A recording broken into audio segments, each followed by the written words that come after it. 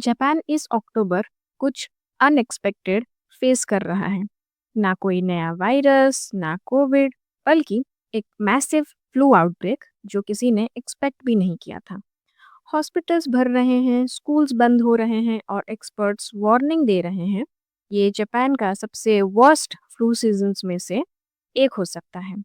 Japanese government ने officially एक nation wide influenza epidemic declare किया है, वो भी यूजुअल फ्लू सीजन से कुछ हफ्तों पहले। नॉर्मली फ्लू दिसंबर या जनवरी के आसपास पिक करता है, लेकिन इस साल ये अक्टूबर में ही स्टार्ट हो गया है।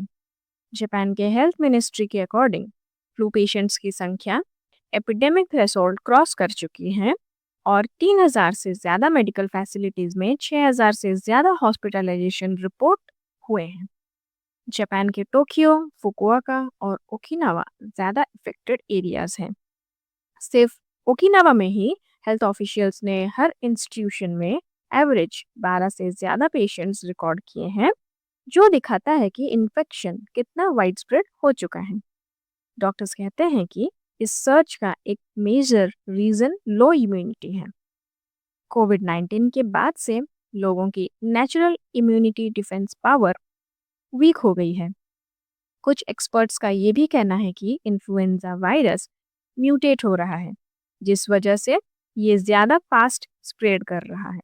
लेकिन अभी तक कोई साइन नहीं है कि ये ज़्यादा डेंजरस बन गया है। हॉस्पिटल्स स्पेशली पेडियाट्रिक वार्ड्स पर प्रेशर बढ़ गया है, क्योंकि ज़्यादा बच्चे फ्लू से अफेक्टेड हो रहे हैं। ऑथोरिटीज़ लोगों से अपील कर रहे हैं कि वो जल्दी वैक्सीन लगवाएं, क्राउडेड जगहों पर मास्क पहनें और अगर सिम्टम्स हो तो घर पर ही रहें।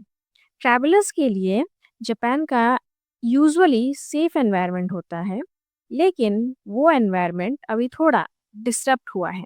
इसलिए अगर आप विजिट प्लान कर रहे हैं तो प्रिकॉशंस लेना ज़रूरी है। एक्सपर्ट्स का मानना है कि ये आउटब्रेक कुछ और हफ्तों तक कंटिन्यू कर सकता है, उसके बाद ही कुछ बोला जा सकता है।